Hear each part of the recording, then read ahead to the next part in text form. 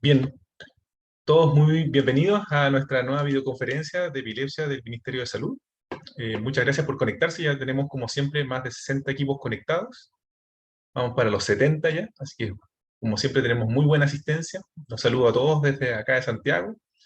Y para hoy día tenemos una plenaria bastante interesante que va a tratar sobre epilepsia y el manejo en atención primaria. Para eso nos va a acompañar el día de hoy Ricardo Molina. Él es kinesiólogo y es el referente nacional en el curso de vida del adulto. Eh, ¿Qué más decir? Aparte de tener el mismo gusto por ayudar a los pacientes, compartimos un gusto en común, ¿no es cierto, Ricardo? Con el básquetbol. Contarles un poco que Ricardo es alero, ayuda a base, mide 1,88, excelente triplista, así que aparte nos dimos cuenta de eso durante preparando estas presentaciones, así que hoy te agradezco muchísimo, Ricardo, por acompañarnos hoy día. Él nos va a hablar sobre las consideraciones del manejo de epilepsia en la atención primaria con respecto a lo que ven en la DIVAP. Y después yo les voy a conversar un poquito lo que es el grupo asesor y cómo está cambiando este último mes. ¿Ya? Así que muchas gracias, Ricardo. Muchas gracias, Reinaldo, por la presentación. Eh, bueno, eh, Hola a todos, mi nombre es Ricardo Molina, soy kinesiólogo, como dijo Reinaldo, basquetbolista también, tenemos eso en común, así que voy a empezar compartiendo pantalla.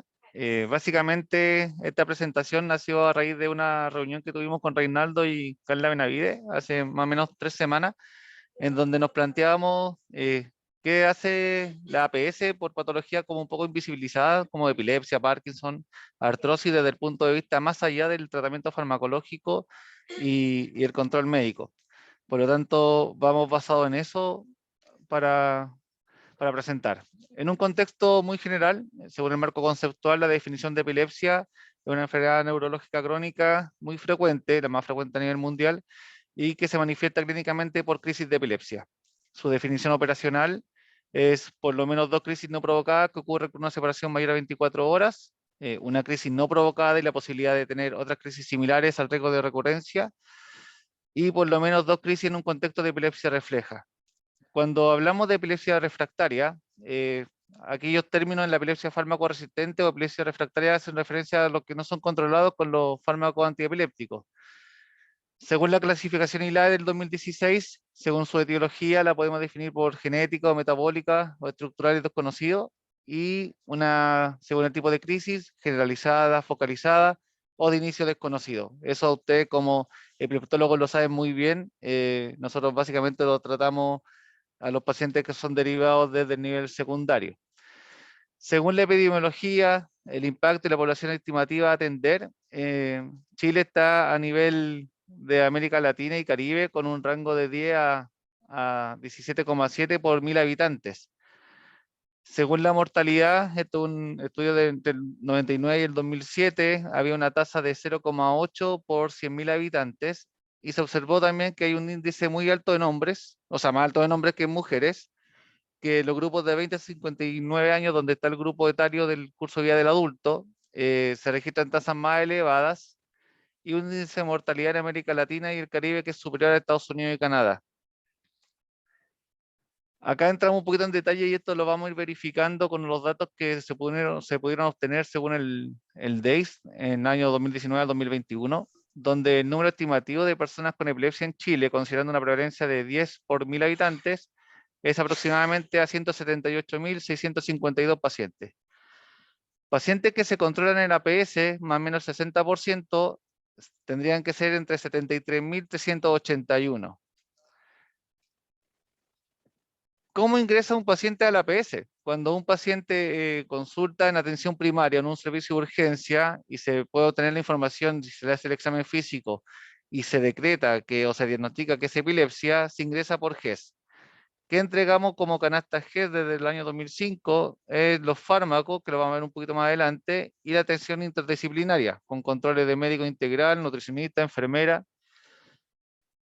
Y el sendero de la epilepsia en niños y niñas desde el 2016 también habla del control en policlínico del médico APS, donde se ingresa a un estudio de familia y los retiros de los fármacos. Según la canasta GES, el problema de salud número 22, donde la epilepsia no refractaria en personas desde 1 año y menores de 15, habla de consulta o control médico integral en atención primaria, en el primer año, consulta control por enfermera, matrona, nutricionista, consulta control con psicólogo, visita domiciliaria, exámenes de laboratorio y los fármacos que están en la canasta GES. Al segundo año queda la consulta de médico y consulta o control por enfermera, más los medicamentos que son entregados. Para el problema de salud número 60, que es epilepsia no refractaria en mayores de 15 años, o 15 años y más, es el control integral de la atención primaria dado por el médico, consulta o control por enfermera, matrona, nutricionista, los exámenes de laboratorio y los fármacos ya determinados. Esto es importante visualizar, ya que, como se mencionó en la presentación anterior, la estadística desde el año 2019 al 2021, entendiendo que 2020 fue pandemia, teníamos una población entre ambos sexos de pacientes diagnosticados en epilepsia en bajo control en la APS de 57.349 pacientes. El 2021, 51.497. La epilepsia no discrimina por sexo, por lo tanto podemos visualizar que son casi similares en el gráfico que está a la izquierda por sexo, y por grupo etario mayoritariamente se da en personas mayores de 15 años. La población bajo control en epilepsia en APS, este es un gráfico muy importante, ya que nos permite ver cómo se atiende o cuál es la población que tenemos a nivel nacional, dependiendo de los servicios de salud, los 29 servicios a nivel nacional, dando como mayor preponderancia el Servicio Metropolitano Oriente, que tiene un alto número de pacientes bajo control, y nos llama la atención que en Araucanía Sur, durante el año 2021, hubo un ascenso muy exponencial de las atenciones, llegando casi a 1.000 pacientes bajo control con respecto al año 2020. Esto tenemos que entender que puede haber sido o un error de registro en duplicación de fichas clínicas, o realmente ver si los pacientes aumentaron en 1.000. Todos estos datos son obtenidos del DAIS, del P3 que se hace a fines de año. La población bajo control en salud mental en APS de epilepsia son, según el P6, podemos visualizar que del total de pacientes que se atienden en APS, población bajo control, no todos son atendidos por el equipo de salud mental. Por lo tanto, acá tenemos una tarea muy importante que trabajar con el tema multidisciplinario, la atención del modelo y la integralidad de estos pacientes. ¿Cómo estamos atendiendo a los pacientes en APS? Esa fue como la consulta que nos quisimos realizar con el equipo asesor. Según las investigaciones que pudimos realizar, en distintos servicios se atienden como de distintas formas o maneras a estos pacientes. En algunos centros los atienden en la población con pacientes crónicos cardiovasculares, en otros se atienden según el modelo de atención integral, y en otros se entrega la estrategia SICEP, que es la estrategia de cuidados integrales centrada en las personas. ¿Qué buscamos nosotros como APS? Estos pacientes, si bien tendrían que ingresar a través del nivel secundario con el diagnóstico, es abarcarlo desde la complejidad de su patología y desde el modelo integral de atención. Integral, ¿por qué? Porque tenemos que hablar del eje comunitario, del eje familiar, del eje social de estos pacientes, y no solo desde el punto de vista médico. Siempre nos preguntaban que qué hacemos como más APS. APS es comunitario, por lo tanto necesitamos fortalecer a estos pacientes la ayuda del eje integral, del eje comunitario, de hablar con la familia, de apoyarlo en todo momento, más que solamente entregarle los fármacos. Tenemos un debe ahí, ya que como equipos de APS estamos intentando capacitar a funcionarios con modelos. Son desafíos que nos vamos a presentar con el doctor Reinaldo y con el equipo de DIVAP en dar mayor auge a un modelo de atención más integral, y que el equipo de APS pueda intervenir de una manera mucho más favorable a estos pacientes con una visión integral. Como desafío, como lo estábamos mencionando anteriormente, queremos ver la integralidad y el eje comunitario. Sabemos que estos pacientes son muy estigmatizados, por lo tanto necesitamos que el vecino, el amigo, la junta de vecinos donde residen estos pacientes sepan y coordinen cuando están en momentos de crisis, conocer qué es una crisis de epilepsia, cómo pueden ayudar al paciente, cómo se puede derivar, educar, que ahí Reinaldo más adelante va a conversar sobre la educación en temas de maternidad, mujeres embarazadas, y capacitar a profesionales no solo desde el área de vista médica, sino que también a los funcionarios en su integralidad, que todo el equipo de salud conozca sobre la epilepsia, que nos podamos comenzar a relacionarnos un poquito más, y aparte del MHGAP, que son programas que están destinados para disminuir la brecha de patología de salud mental. Eso, Reinaldo, por parte de DIVAP. Bien, súper. Muchas gracias, Ricardo. Vamos a... Eso, bien, eso, si me puedes dar un poquito la pantalla, Ahí está. súper. Miren, lo más importante en esta presentación es que ustedes sepan que la atención primaria para el manejo de epilepsia es fundamental. El pilar, en realidad el sostén de muchos de nuestros pacientes. Vamos a ver en esta segunda presentación un poquito más sobre qué pacientes son los que se manejan, que son los pacientes con epilepsias no refractarias. Eh, pero que, como dice Ricardo, queremos llegar un poquito más allá de lo que es solo la entrega de los medicamentos. Y para eso, durante nuestro objetivo para este segundo semestre es generar una serie de instancias para capacitación, en especial del personal, obviamente el médico, pero también todos los profesionales de la salud, incluso toda la gente que atiende en atención primaria. O sea, la idea es llegar a una población mucho más grande, y con cosas tan básicas como son el manejo de una crisis o la disminución del estigma del paciente, y escenarios muy especiales, por ejemplo, mujer en embarazo o mujer en edad fértil o, por qué no decirlo, ya en el climaterio. Y después, no sé, como conversamos en la última reunión sobre epilepsia y el adulto mayor. Y la idea es ir generando distintas informaciones, pero que lleguen o apunten principalmente a la atención primaria, ¿ya? Y lo segundo es tratar de generar una red que sea más horizontal en el aspecto de derivaciones, o sea, llegar más rápido con los enfermos o con los pacientes que están peor. ¿Y eso para qué? Para que lleguen al especialista y aún más lleguen a centros que son de referencia, o sea, mucho más complejos, que puedan resolver patologías que no sean solo médicas, sino que también quirúrgicas. Entonces, esta alianza que estamos tratando de avanzar con Ricardo tiene ese objetivo final, que ustedes se sientan partícipes de todo esto, ¿ya? Que se sientan partícipes de todo del manejo que va a haber con estos pacientes. Hoy día nos va a acompañar también la doctora Karina Rosso, ustedes bien la conocen, ella trabaja o está junto con nosotros siempre en el grupo asesor, así que si ustedes quieren ir dejando sus preguntas, las pueden ir dejando en el chat y ella las va a ir manejando, y después les va a dejar la serie de contactos que hay para el grupo asesor. Voy a compartir ahora pantalla para, un segundito, para que veamos la segunda parte.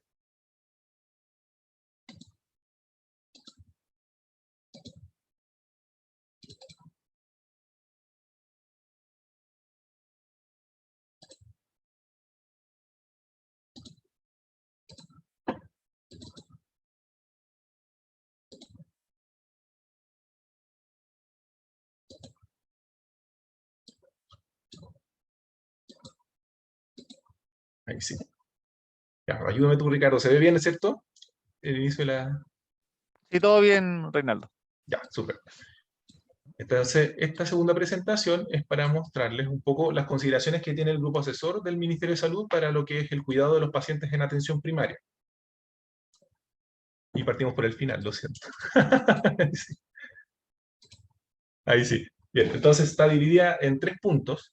El primero es contarles que existe un programa nacional de epilepsia, y es como una serie de puntos que uno tiene ordenadas para poder llevar una mejor atención de los pacientes. Obviamente está incluida la atención primaria y de ahí el crecimiento hacia los distintos niveles. Después contarles que existe un grupo normativo desde hace muchos años y que desde este año pasaría a ser un grupo asesor. Y es asesor en el aspecto educacional, en la conformación de protocolos, y además es un grupo asesor para el manejo de pacientes. Entonces, esa es otra cosa que queremos llegar, es no solo al personal de salud, sino que llegar a la atención del paciente y que sea trasladado o llevado al lugar que mejor le corresponde, ¿ya? Para el manejo de su patología. Y después, me lo enseñaron esto mis hijos y les voy a explicar por qué. hay una serie de instrumentos o cosas que hemos ido creando en los últimos años que esta presentación es para ordenarlas y así llegar a una mejor atención de los pacientes. En especial, de dónde ustedes pueden sacar información, de dónde pueden estudiar para poder ayudar a los pacientes con epilepsia. Comencemos con el programa nacional. El año 2016 se aprobó el Programa Nacional de Epilepsia y esto es un manual, ¿no es cierto?, un poquito en cortapalos, que creó el grupo asesor, el grupo normativo, avalado por el Ministerio de Salud, y que está basado en 8 puntos. Los 8 puntos tienen una característica en particular para el manejo del paciente. Por ejemplo, el primero habla principalmente de la legislación para la atención de los pacientes. El segundo, más que nada, la información sobre la epilepsia, el fortalecimiento de la capacidad de producir, evaluar y utilizar esta información para pacientes con epilepsia.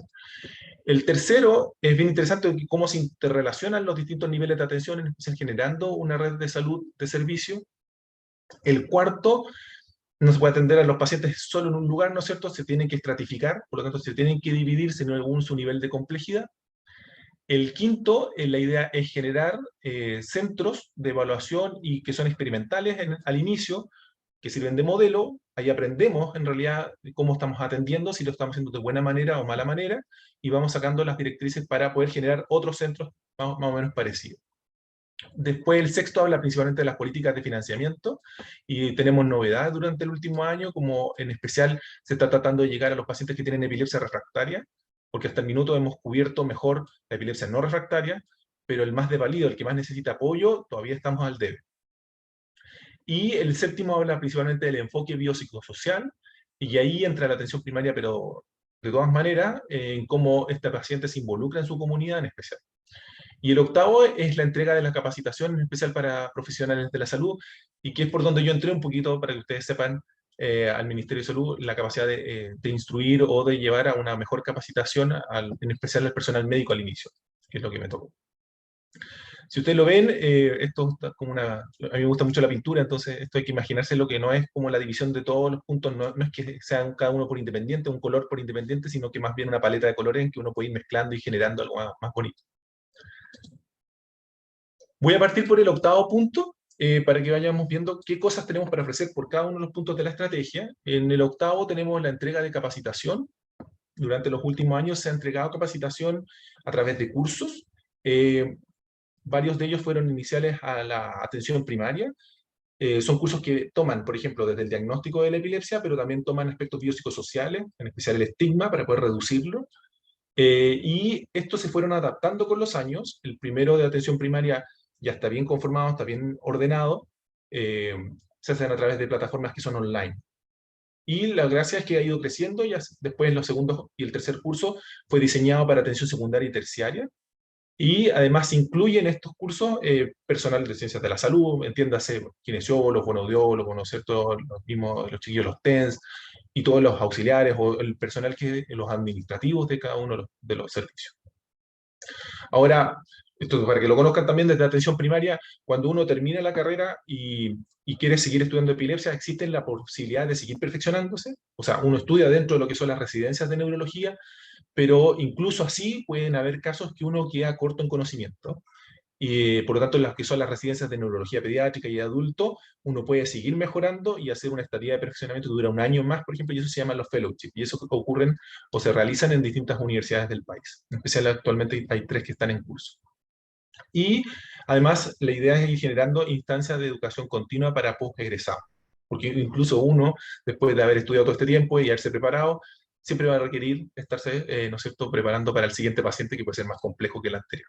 Así que el desafío en especial es incentivar la formación de epilepsia, porque eso se conoce que ayuda a los pacientes. No es lo mismo un equipo insuficientemente preparado que uno que lleva una gran exposición a pacientes y que lleva un protocolo de aprendizaje de ellos.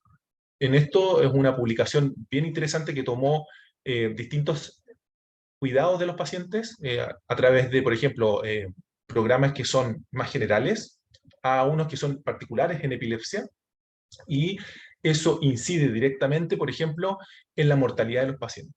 Entonces, programas mejor preparados, con mejor capacitación de su personal, llevan a que un paciente tenga menor chance de morir. O sea, imagínense el outcome o la capacidad que uno puede tener si genera un buen programa con buena capacitación, ¿no? Y eso no es solo los médicos en ese sentido, sino que tiene que estar incluido todo el personal que se involucra en la atención del paciente. Y así tenemos, por ejemplo, estos 3 cursos que durante este segundo semestre se les va a dar el vamos. Ya recibimos aprobaciones, en especial para lo que son los de atención primaria, y los que son de capacitación para atención secundaria y terciaria. Obviamente, el primero es un poco más sencillo, ¿no es cierto? Es más fácil de llevar. El segundo, y en especial el tercero, para nivel terciario, es harto más cototo, ¿ya? Además, siempre hay un déficit, por ejemplo, en lo que son capacitación y que lo piden en general los chiquillos que son los TENS, porque quieren aprender a hacer cosas nuevas y una de ellas es, por ejemplo, realizar procedimientos que son de electroencefalografía. Y esto más para los hospitales, obviamente, más que para la atención primaria, se generó un curso y esa es la idea, es volver a implementarlo durante el durante el primer semestre del próximo año. ¿Ya? Es un curso bastante prolongado en el cual uno tiene una base que es más que nada conocimiento, lectura, revisión de casos, y después la idea es tener una parte práctica y que se va a desarrollar en los hospitales más grandes donde se realiza electroencefalografía. Y esto también nos puede ayudar mucho para la atención primaria, pensando en que esta urgencia puede llegar incluso en horario hábil, por ejemplo, a un policlínico de atención primaria, es el manejo del estado epiléptico, que muchas veces con medidas bastante más sencillas o más básicas puede ser resuelto en ese lugar, y si persiste, bueno, se derivará a las instancias o a las atenciones más de urgencia, ya sea en los hospitales, etcétera. Y para eso se generó una cápsula, la cual va a estar y va a seguir dándose durante este año. La idea es que es repetitiva, se va como un cine sin fin, ¿no es cierto?, en el cual ustedes ingresan,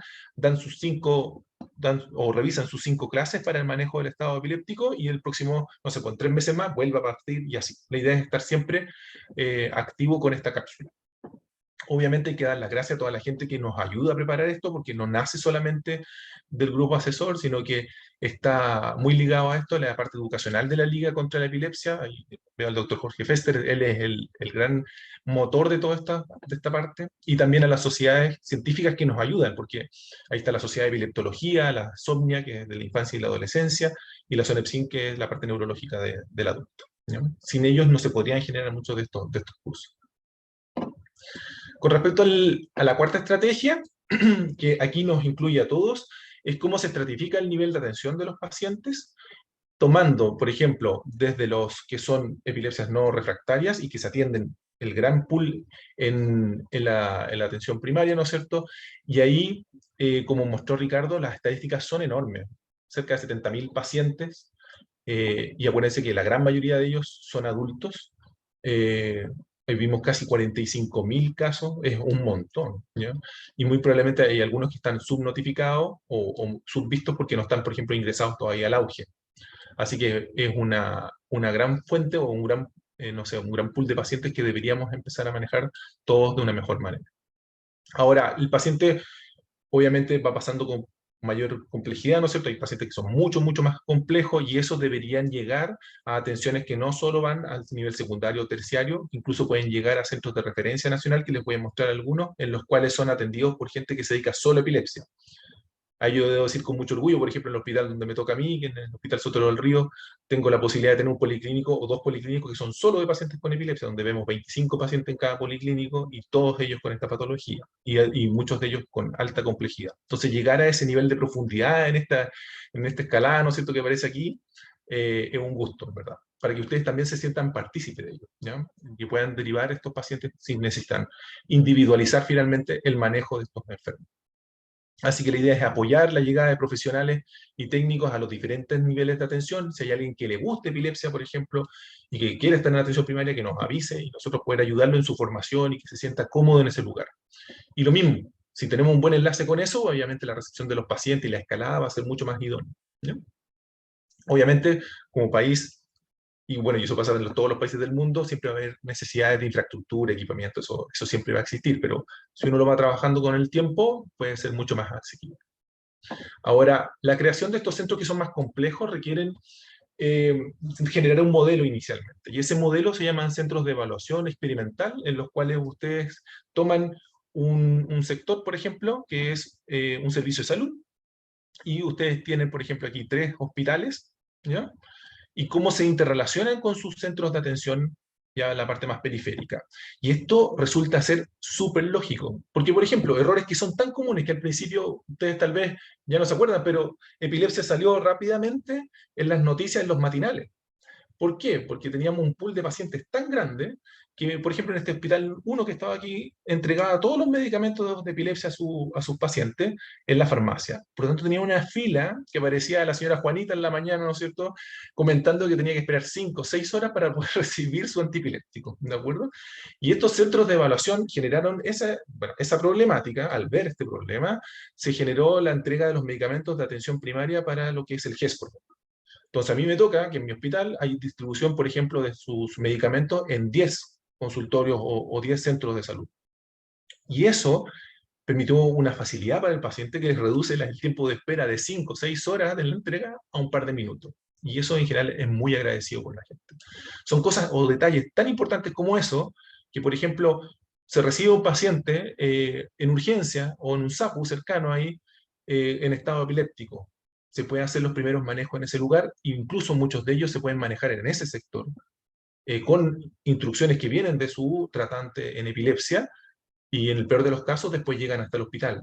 ¿Por qué? Porque si se maneja precozmente, esto es posible resolverlo antes posible. Si no se hace así y se espera, después se espera en el siguiente paso, que en el hospital, en la urgencia del hospital, el tiempo es muchísimo mayor. Entonces, si uno va generando estas aproximaciones, generalmente tenemos un mejor trabajo hacia el enfermo. Ahora, la idea es ir creando o generando estos programas de epilepsia a lo largo del país. Hay muchos que están muy, muy avanzados, y otros que están en desarrollo o en crecimiento. Y aquí están, por ejemplo, algunos de ellos, ¿no? Incluí ahora ya a Punta Arenas, porque en la última videoconferencia que tuvimos mostramos algo de esto, y rápidamente ellos me avisaron ahí que tienen un programa muchísimo más perfeccionado y todo. Así que estamos muy contentos porque esto llega desde la zona norte hasta la zona sur. Sí, saludo a la doctora Amaro allá en la zona de Punta Arenas. Con respecto a la estrategia 3, que es la red de servicios de salud para la atención de personas, la idea es generar red, ¿ya? Y para eso hay que visualizar el tema de la epilepsia. Y esta red no hay nada mejor que el juntarse, que el reunirse. Y por eso la incorporación de la atención primaria, yo siento al menos que nuestra mejor herramienta con respecto del grupo asesor es esta instancia, que son las videoconferencias. Y para eso, ya más al final de la presentación, les voy a mostrar cómo se han ido ordenando estas presentaciones, y que ustedes tienen la capacidad o la posibilidad, ¿no es cierto?, dentro de sus mismos servicios de salud, de implementar estas cosas. Y si quedan con dudas o sienten que les falta algo o no lograron captar todo lo que se trató de transmitir en esa videoconferencia, están quedando todas guardadas. Y acá abajo de cada una de las invitaciones que ustedes tienen está el enlace. Ayer subí esta misma invitación a Instagram y muchos colegas de la zona de atención primaria me preguntaban, ¿y esto queda guardado en alguna parte, etcétera? Claro, así que ustedes tienen acceso, así que siéntanse parte de la red, y si hay dudas, por favor avísennos. Cada una de las videoconferencias es un poco para eso, ¿ya? Después, al final, vamos a hacer un listado y les voy a mostrar cómo ustedes se pueden ordenar en la visualización de esta videoconferencia. Así que esta herramienta yo creo que es fundamental para mantener nuestra red de comunicación. Después tenemos con respecto a la estrategia 6, que es la de contar con una política de financiamiento. Esto siempre es difícil, ¿no es cierto?, para todas las patologías en el país. Es difícil contar con una política de financiamiento que incluya esta patología porque el degradé de esta enfermedad es bien amplio. Puede ser desde algo muy sencillo, utilizar un medicamento al día que está muy bien cubierto, que es muy fácil de llevar, a pacientes que requieren un montón de instrumental para poder hacerse incluso una cirugía o tener una dieta especializada como la dieta cetogénica, etc. ¿Ya? Nosotros hace tiempo que hemos ido tratando de buscar financiamientos, ¿no es cierto?, para las distintas instancias. Por ejemplo, son la capacidad de mantener una capacitación, tanto los médicos como los no médicos, y en eso generar, un segundito por ahí, en la instancia de generar la posibilidad de que sean financiados. Entonces, por ejemplo, tenemos la posibilidad de varios de varias profesionales que han venido a estudiar epilepsia y que han sido financiados por sus servicios de salud. Y ahí hay que dar las gracias, obviamente, a los directores de hospital y a los jefes de servicio. Ahora, en la creación o el apoyo de pacientes, se han ido generando canastas, las cuales están disponibles actualmente y que pueden ser utilizadas cuando se trabaja con un paciente más complejo. Por ejemplo, en un hospital se pueden correr esas canastas que se llaman evaluación y manejo del paciente con epilepsia de difícil manejo, o en los casos quirúrgicos o de evaluación prequirúrgica, algunos exámenes ya están codificados para la atención en FONASA. Esto es una cosa que se tiene, o sea, o es una conversación que se tiene que hacer frecuentemente de las necesidades que tenemos nosotros como red. Si ustedes ven algo que se necesite en FONASA y que tenga que estar incluido, uno puede después presentarlo frente a FONASA o a otras instancias para poder adquirir esa posibilidad de financiamiento. Y algo muy bonito que pasó hace poco y que yo creo que eso habla de la unión que ha existido entre lo que son los pacientes, ¿no es cierto? Porque ellos son los que necesitan esto, y las distintas instancias de organización, ya sea en el Ministerio de Salud o de las cámaras legislativas, es que hace poco se celebró, ¿no es cierto?, en redes sociales y todo, que la Cámara de Diputados aprobó, ¿no es cierto?, el proyecto o el proyecto de resolución para que la epilepsia pueda ingresar. O sea, esto va a comenzar la discusión de que la epilepsia refractaria, que la teníamos totalmente abandonada en términos de cuidado o financiamiento, pueda ingresar en algún momento, ya sea a coberturas GES o a la ley 20.850, que es la ley de Cartes-Soto. Y eso nos podría ayudar muchísimo, porque obviamente el paciente más complejo es el que menos está teniendo apoyo para poder llevar sus gastos. Y en eso hay que agradecer a todas las fundaciones que existen actualmente en el país y que abogan por nuestros pacientes con epilepsia. Ahora, ¿por qué no hacerlo como en otros países? Esto es una ambición un poquito más personal. ¿Por qué no llevarlo esto a una legislación propiamente tal de la epilepsia? Hasta el minuto nosotros estamos en el orden de lo que son los protocolos, las guías clínicas, las exentas, pero sería muy bonito, así como existe una ley del cáncer, llevar a futuro una ley por la epilepsia. Con respecto al manejo de la información en epilepsia y también el tratar de llevarle un enfoque más biopsicosocial, ahí vamos a necesitar muchísima ayuda desde la atención primaria. Tiene que, ojalá, llevar y entender que todos nuestros datos que ustedes muestran, por ejemplo, lo que nos acaba de mostrar Ricardo, con toda la extensa, ¿no es cierto?, atención de pacientes, cómo ha ido aumentando en ciertas regiones, etcétera, esa información es muy importante de dejarla tabulada, ¿no es cierto? ¿Para qué? Para la generación de medidas. Por ejemplo, tal vez la Araucanía, que está creciendo tanto, requiere otras cosas. ¿Por qué no sé, acaba de llegar una epileptóloga ya, ¿por qué no ella tiene que contar con su sala de monitorización para poder revisar a los pacientes que son susceptibles de mejores terapias, por ejemplo? ¿Ya? Llevarlos a actos quirúrgicos, por ejemplo, o mejorar sus esquemas de fármacos anticonvulsivantes. Así que entender estos datos que ustedes nos entregan desde la atención primaria es fundamental. Y lo otro es el enfoque biopsicosocial. Obviamente hay que integrar a nuestros pacientes al apoyo que sea más comunitario. Un poquito los tenemos muy a solas, no son incluidos esto en las juntas de vecinos, no es un tema de conversación. Y esa educación hacia la población tiene que venir, ojalá, desde su atención primaria. Así que ojalá poder a futuro generar instancias ya ordenadas dentro del país.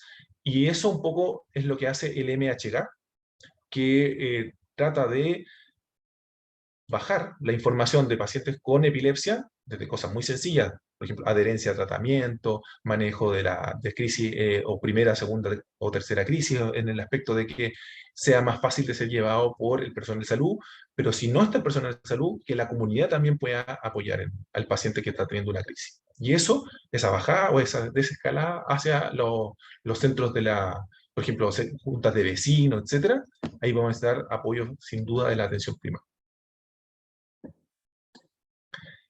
La información que se genera acá no viene solo del que él está hablando. Yo estoy solo en la punta ahora, después de un montón de años de trabajo, de un montón de gente. Y eso en general se ha ido ordenando lo que es el grupo normativo y que desde ahora se va a empezar a llamar el grupo asesor. El primer grupo normativo partió el año 2000, imagínense, llevamos 22 años de trabajo y todo esto ha generado una serie de normas o criterios estandarizados para la atención de pacientes. Y si ustedes revisan la información que existe, es muy, muy buena y de alta calidad que no existe en otros países. cuando preparábamos estas presentaciones con Ricardo nos dábamos cuenta que las guías están súper bien estructuradas y todo, y están hechas tanto para niños como para adultos. Así que es una invitación a ir a revisando todo este material. Y que no nos pase, porque a veces pasa, ¿no es cierto? Uno no alcanza a revisar toda esta información y recibe un paciente, y a mí me ha pasado, por ejemplo, no, es que usted, bueno, tiene epilepsia, pero por ejemplo este fármaco no está incluido en su auge, en su GES. Las pinzas sí estaban, ¿se fijan? Y eso nos ha pasado con formulaciones, aquí nos pasó hace un par de años con las formulaciones retard de carbamazepina o ácido valproico, y que se perdieron por vencimiento. ¿Se fijan? Y eso no debería volver a pasarnos en la entrega de medicación, por ejemplo. Y lo mismo en lo que es la atención o el cuidado del paciente en bajar el estigma, en el manejo de crisis, etc. ¿No? Así que esta información está y la idea es visualizarla, exponerla. Ahora, ¿qué hace el grupo asesor? Tiene tres objetivos. El primero es contribuir al desarrollo de protocolos de seguimiento y derivación. ¿Ya? Y vamos a revisar qué significa eso.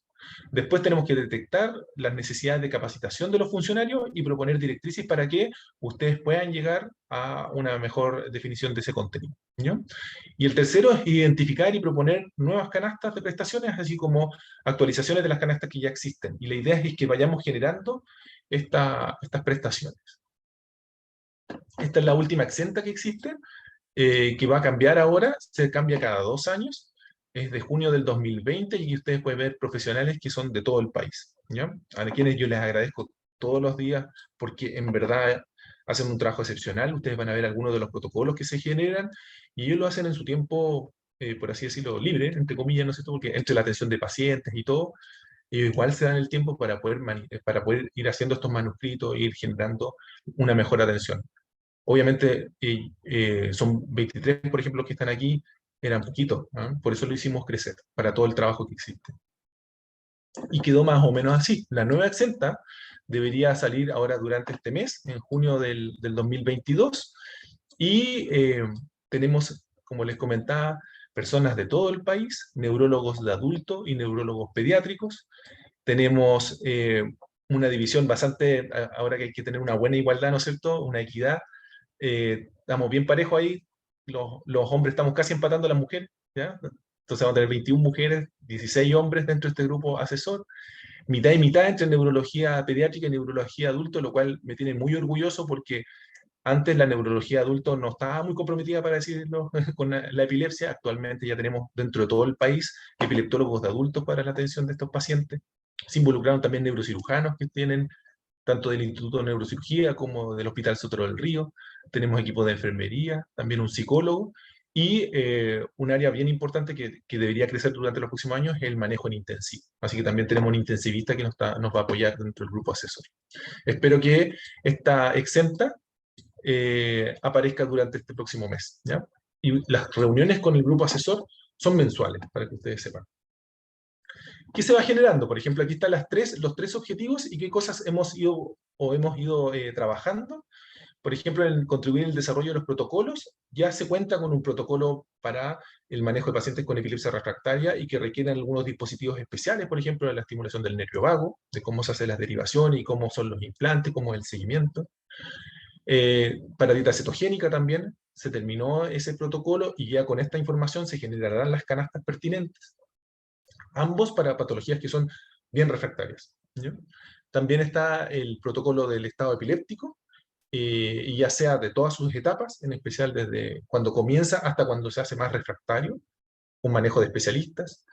Y está terminado ya el de espasmos infantiles, terminó sus revisiones y debería salir en difusión durante estos próximos 2 meses.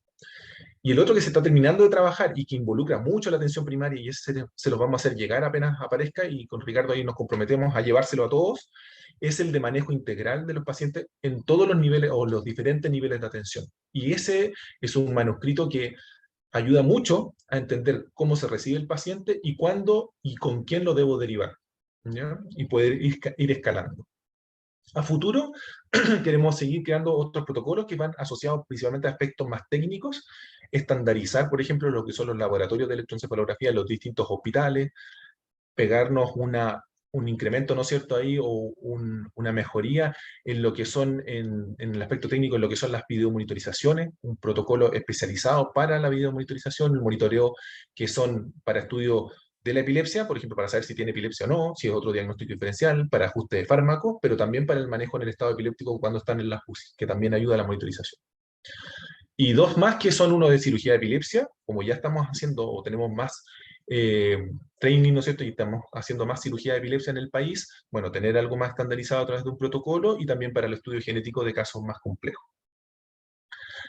Ahora, con respecto a la detección de las necesidades de capacitación, ya llevamos 4 cursos ya bien armados y que la idea es que vayan haciéndose año a año a través de las plataformas del CIAT, y entonces uno se puede ahí inscribir. Y estarían los cursos de atención para epilepsia para atención primaria, ¿no es cierto? La secundaria y terciaria, el de TENS que les comentaba adelante, la cápsula de estado epiléptico, y la idea es crear otros tipos de cápsulas, que son la de epilepsia y mujer y la de epilepsia del adulto mayor. ¿Ya? Y eso se va a acompañar con la generación de trípticos. A través de Salud Responde, ¿no es cierto?, tener esta información y que esté en todos los consultorios o todos los stands del país. ¿Ya? En especial, lo que son las cápsulas, como son una entidad en especial de capacitación, durante la semana de la epilepsia, que va a ser por ahí por septiembre, junto con la Liga contra la Epilepsia, la OPS y las otras sociedades de epilepsia, la idea es o difundirlas en esa semana. Entonces estamos preparando todo el material para que en esa semana ustedes puedan recibir toda esta información. Y con respecto a la identificación de las canastas, las prestaciones, bueno, gran parte de las canastas que ustedes ven ahí están ya diseñadas, muchas de ellas están parcialmente ya aprobadas por FONASA, y no olviden que existen, eso es un mensaje en especial para atención secundaria o terciaria, en la cual existen canastas para epilepsias o de difícil manejo, y la idea es que sigan creciendo y que se llamen después como a través de epilepsia refractaria. ¿Ya? Aquí tienen algunos ejemplos de los trípticos. Este es el tríptico de epilepsia y mujer, en especial en edad fértil, ¿ya? Donde se habla del uso de los anticonvulsivantes que tienen, cómo interaccionan, por ejemplo, con los tratamientos hormonales, o cuáles son las sugerencias para poder tener un buen control de crisis durante el periodo menstrual, que algunas pacientes pueden tener exacerbación de sus crisis.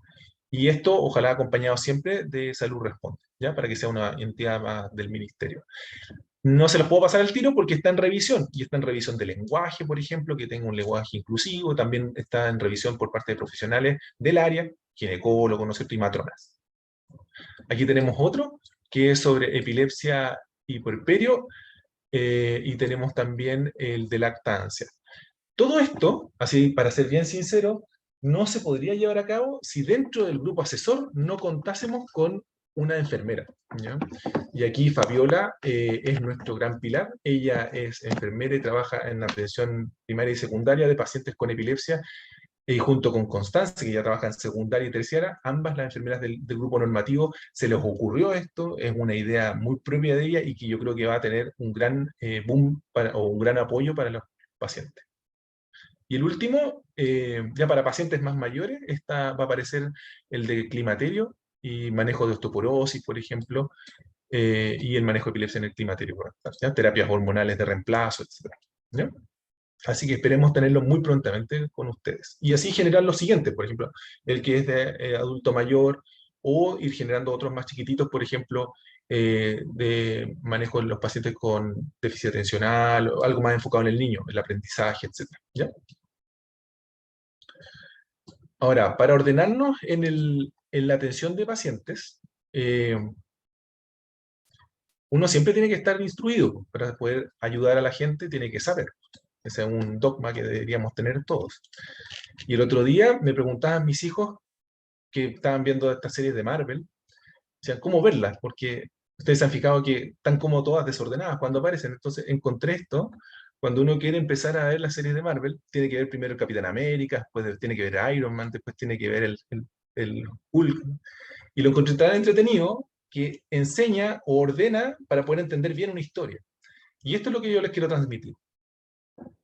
No es Netflix ni otra plataforma de videos, pero el Ministerio de Salud nos entregó este espacio, ¿no?, en el cual ustedes pueden encontrar en la área de enfermedades no transmisibles y cáncer, un área solo para epilepsia, ¿no?, y en la cual, acá va a estar el enlace, en la cual ustedes pueden encontrar todas las videoconferencias, los protocolos que les mostré recién.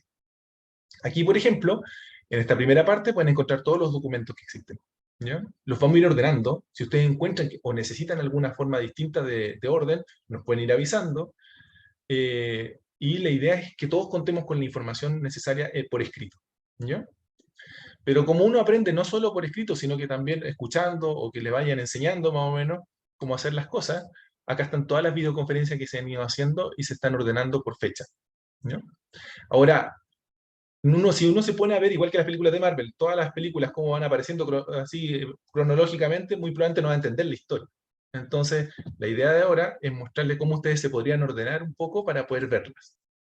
En esta parte, ustedes tienen aquí las últimas videoconferencias, las del 2021 y 2022, y lo que yo les recomiendo, por ejemplo, si ustedes quieren aprender más sobre diagnóstico de la epilepsia, para la atención primaria, probablemente tal, y su diagnóstico diferencial, en especial, yo diría que los más complejos son en edad pediátrica, para no cometer errores, ¿no es cierto?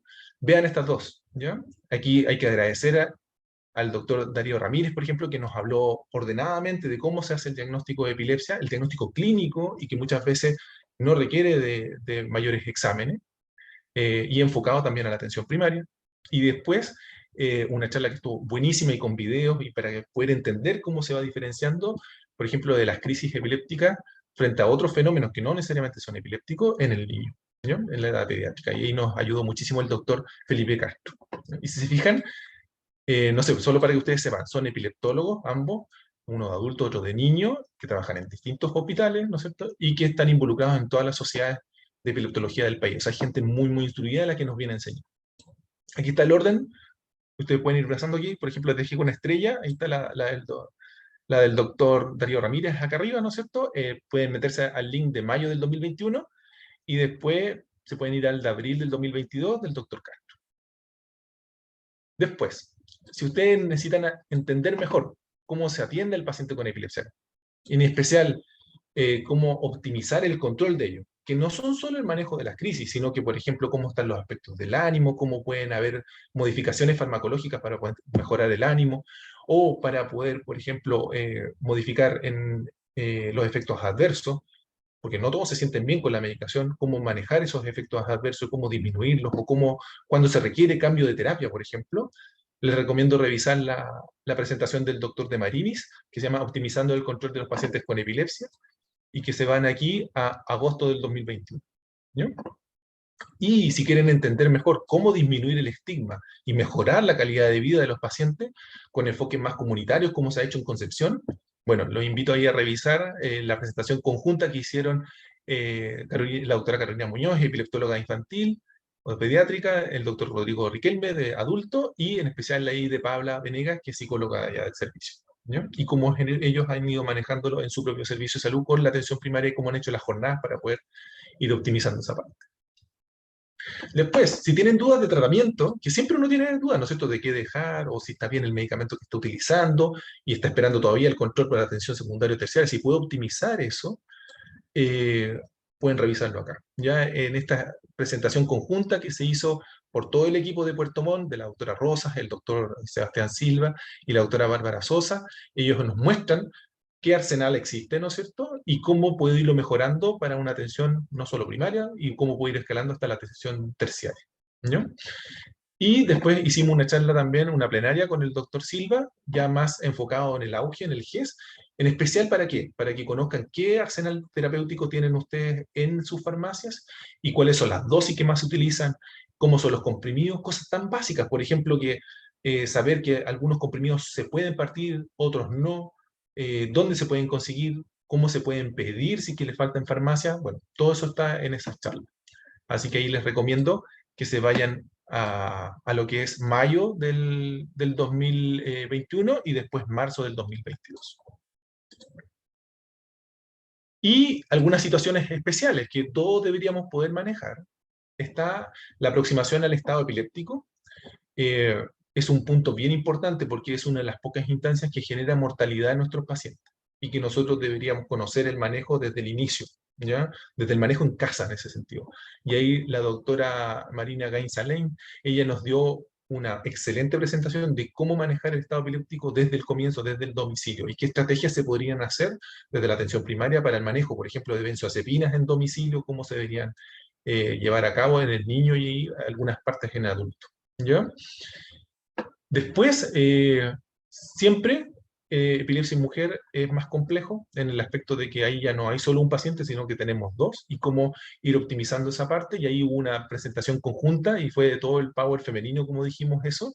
Esa ocurrió para enero de este año, y presentaron la doctora Pineda, que ahora se encuentra en Temuco, la doctora Centeno, que está en el Sotero del Río, la doctora Rosas, que está en Puerto Montt, y la doctora Troncoso, que está en el Van Buren, allá en Valparaíso. Así que los invito ahí a revisar, porque van a encontrar datos súper útiles de, por ejemplo, cuánto ácido fólico hay, cuánto hay que entregar, ¿de acuerdo? Y ese es uno de los medicamentos que se entregan a atención primaria. Así que debería estar dentro de nuestro arsenal de la farmacia, y que no le debería faltar a la mujer que está en edad fértil, ¿no? Y es una cosa que nosotros deberíamos estar vigilando permanentemente. Y en el otro extremo de la vida aquí, en especial revisen lo que es la epilepsia en el adulto mayor, porque esto, ¿no es cierto?, están creciendo canastas, que son pacientes con demencias también, y que muchos de ellos tienen como comorbilidad epilepsia, cerca de un 20%, y como se está empezando a recibir más pacientes con demencia, en especial por el GES, bueno, tienen que estar incluidos estos pacientes, ¿no? Toda la, toda la interacción farmacológica que tiende a existir también es bien importante en esta área, ¿no? Así que ahí están señalados para que ustedes los revisen. Y eso, obviamente, no me puedo ir de acá sin agradecer, en especial a la persona que me llevó a estar aquí, que es la doctora Lilian Cuadra, todo lo que ella me dio para poder llegar hasta acá, poder mostrarles esto a ustedes y a todo el grupo, ahora que se llama Grupo Asesor, ¿ya? Así que cambiamos ahí nuestra jefatura, antes estaba la doctora Melanie Pacot y ahora está la enfermera Carla Benavides, y ella nos va a acompañar en esta reunión y todo, y ha sido así, no sé, la misma opinión yo creo que tiene Ricardo, ¿ah? Pero ha sido una posibilidad de trabajar en conjunto muy, muy importante, ¿ya? Así que se los agradezco a todos ustedes. Bien, aquí nos podría ayudar la doctora Rosso, en especial para moderar las preguntas, y si tienen dudas desde la audiencia, son bienvenidas por el chat y también pueden hacerlo por los micrófonos. Muchas gracias, Reinaldo. Estuvo muy clarita tu presentación y en realidad sirve bastante para ordenarse cuando uno está motivado, pero no sabe por dónde partir. Hay varios comentarios bien interesantes en el chat. Hay algunas respecto, una bien directa. ¿Se puede entregar fármacos a pacientes con confirmación diagnóstica en extrasistema? Desde un punto de vista legal, porque desde el punto de vista ético yo creo que nadie se lo cuestionaría. Pero ¿está bien hacer eso o cómo debería ser el proceso cuando un Bien. paciente se confirma epilepsia en extrasistema y llega a PS? Sí. ¿Contestas tú, Ricardo, o contesto yo? Usted, doc, no hay problema. Ya, perfecto. Miren, en estricto rigor tendría que ser la confirmación a través del neurólogo del servicio de salud, ¿de acuerdo? Eso es lo que dice la norma. Pero, como dice Karina, desde el punto de vista ético, es difícil hacer eso, ¿de acuerdo? Lo que se ha optado por el último tiempo, yo creo que ha sido lo más lógico. Se hace la entrega de medicación, ¿no es cierto? Pero con un plazo, ¿de acuerdo? Que es la evaluación del neurólogo dentro de su servicio de salud. Y eso, afortunadamente, se ha ido disminuyendo en el tiempo. Para ser sincero, a mí cuando partimos, voy a cerrar algunos micrófonos, ahí sí. Cuando partimos estuvo súper difícil, porque los tiempos de espera eran anuales, ¿de acuerdo? Y ahora están haciéndose mucho más cortos, que son pocos meses. Así que en ese sentido, hasta el minuto yo creo que puede hacerse la entrega y después se hace la constatación, la continuidad en el consultorio. Y eso en especial para no dejar al paciente sin su medicación. ¿Sí? Sí, ahí quedó clarito. Pamela también pregunta si hay algún número de atenciones aseguradas según norma, porque en el fondo lo que pasa a veces es que los pacientes llegan con una interconsulta APS con un plazo definido y que no es posible cumplir, y en el fondo tienen que cubrir con horas médicas para renovar las recetas solamente. En el fondo ahí, a lo mejor mencionar un poco los plazos y el número de atención. Sí, los plazos siempre son más ambiciosos. Por ejemplo, está hecha la atención al menos 2 veces al año. Es muy difícil cumplir a veces con eso incluso, ¿ya? ¿Qué es lo lógico o qué es lo que ha resultado hasta ahora lo más lógico? Es al menos una evaluación anual, así bien hecha, ¿no es cierto? Donde se pueda constatar la receta que se utiliza, la medicación que está, ¿de acuerdo? Esa tiene que estar sí o sí, y con eso se generan las compras de los medicamentos para el año siguiente, ¿de acuerdo? Porque eso es el catastro finalmente que tiene farmacia. Entonces es bien importante. Ahora, hay pacientes que están excelentemente bien controlados, medicaciones súper bien llevadas. Esos en general pueden tener controles cada 6 meses, máximo 12 meses, ¿no es cierto? Pero 6 meses sería lo ideal. Ahora, en los pacientes con mayor comorbilidad, en especial psiquiátrica, etcétera, tienen que engancharse, ojalá, a otros servicios dentro de la atención primaria, en especial lo que son los policlínicos de salud mental. Y ahí es cuando tenemos ya la parte más débil de nuestras atenciones porque se van haciendo cada vez más frecuentes. Normalmente un paciente con epilepsia no refractaria que se controle 2 a 3 veces al año está súper bien, ¿de acuerdo? Eh, pero aquellos que son más complejos, ya que se pasa a una atención que es más bipartita entre lo que es la atención primaria y la secundaria y terciaria, ahí ya se empiezan a hacer cada 3 meses, cada 2, 3 meses incluso, ¿ya? Los tiempos o el número de veces, bueno, ahí ya es más complejo porque la norma incluso exige que sean cada 2, 3 meses, y eso es mucho para los pacientes que están más o con más difícil control, ¿ya? Así que mi recomendación, por lo menos, es que ojalá pacientes bien controlados, puede ser 2 veces al año, máximo, ¿no es cierto? La distinción máxima es 1 vez al año, y los pacientes más difíciles, cada 3 meses, ojalá, 2 o 3 meses máximo. Perfecto, sí, en pediatría yo diría que es lo mismo. ¿No es cierto? Sí, El doctor Ramírez tiene la mano levantada. sí, sí. Doctor Ramírez, por favor. Gracias, aunque quizá voy a interrumpir la conferencia que estaba súper interesante. Bueno, respecto al punto que se estaba conversando ahora, yo creo que tenemos que entrar a definir, y eso yo voy a presentar ahora en la jornada, algo sobre eso, criterio de calidad para clasificar el nivel de refractariedad, de agresividad de las epilepsias, que va a ser el criterio. Yo creo que tenemos que tener ese criterio para decidir la frecuencia de consulta, o sea, intervalo entre consultas, y quién ve al paciente. O sea, no es lo mismo hacer una crisis convulsiva por mes que hacer una por año, ¿no? O que hacer 10 crisis consistentes en una visita por día, que una convulsiva por mes. La convulsiva por mes es más grave. Son criterios que va a haber que entrar a definir, y yo estoy trabajando en eso, me parece súper interesante. Pero el comentario que quería hacer tiene que ver un poco con el manejo a nivel primario de pacientes con epilepsia muy altamente refractarias, catastróficas, como decía Marcelo de Vilá, ¿no? Hay muchos pacientes que ni siquiera pueden llegar al hospital por lo grave que están, que no pueden hacerse examen y hasta hacerle los de sangre son muy difíciles, y que necesitan apoyo permanente, están en hospitalización domiciliaria, son dependientes totales. Entonces, uno de los problemas que hay que trabajar ahí va a ser cómo apoya el nivel primario a esos pacientes, siquiera en la parte básica, asegurarse que haya un tutor capaz de comprender las instrucciones, de transmitirnos la información mínima necesaria para saber qué hacer, y que aseguren la correcta administración de los medicamentos, que es otra catástrofe. Muchos de estos pacientes tienen indicaciones bien precisas, pero las que se aplican son totalmente distintas. Bueno, es uno de los temas a trabajar.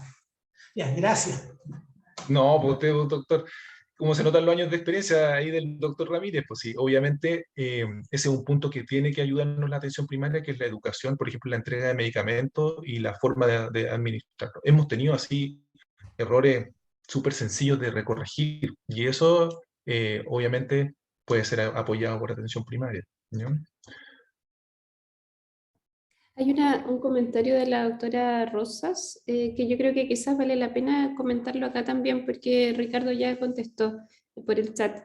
¿De qué depende el modelo de atención en APS? Bueno, sí, le contesté por el chat a la doctora Rosas, y básicamente el modelo integral de atención de salud es el paraguas que se enfoca en esta atención. Nosotros desde DIVAP se está trabajando con la estrategia de atención del cuidado integral de los pacientes, que está centrado en ello, que es la ESICEP, donde se espera valorar al paciente de forma integral. no solo, no solo al paciente o a la persona, sino que también a su familia, con lo que hablaba el doctor Darío de la entrega de los fármacos, la dosificación, la entrega con la comunidad, el ente comunitario. Por lo tanto, no existe una normativa de que diga quién lo debe atender, sino que estamos visualizando el modelo de atención un poquito más allá, de hacerlo de manera integral y de que esté centrado en la persona, no solamente en la patología tal definida, no sé, por epilepsia, Parkinson, sino que verlo con una mirada un poquito más amplia. Bien, gracias, Ricardo. Ahí también Pamela comentaba respecto a algunas brechas y que hay algunas cosas de gestión que quizás habría que verlas en la realidad de cada sector.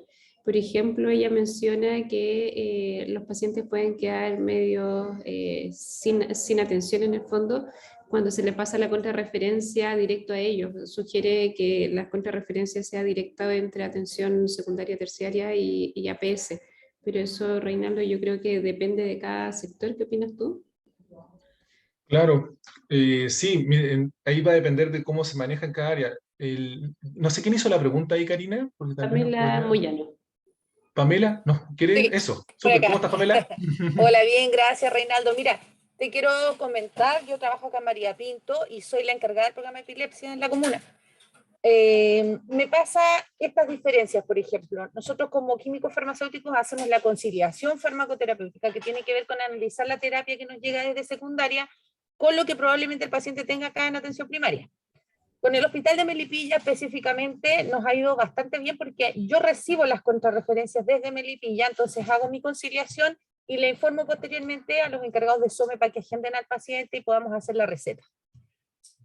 Pero tengo un problema con el Hospital San Juan de Dios y con mis pacientitos pequeños, que no recibo esas contrarreferencias. Muchas veces las contrarreferencias se les entregan en la consulta de especialidad a los padres, pero ahí quedamos en esta nebulosa en donde los padres o se olvidan o no retienen toda la información que se les entregó y después llegan atrasados acá a atención primaria, así como que sabe que tengo este papel y el niño lleva, no sé, un mes sin terapia, ¿me entiendes? Entonces, eso nos falta. Si nosotros queremos usar el modelo de atención integral, tenemos que hacer esa conexión con la familia, tener el teléfono de contacto, comunicarnos entre nosotros con secundaria, para nosotros poder recibir esa contrarreferencia y enganchar al paciente de cierta manera, en palabras simples, digamos, llamar a la familia para hacer esta educación. O sea, esto es un flujo, esto es un círculo virtuoso, en donde necesitamos esta conexión. Entonces, por ahí yo visualizo una brecha. ¿Y qué me pasa con secundaria a nivel de los pacientes adultos? La brecha que he estado visualizando es que, como les hacía la consulta anterior, nos llega la contrarreferencia, el especialista nos dice ya, tiene control en 4 meses más, supongamos. Hay una terapia, en 4 meses más control.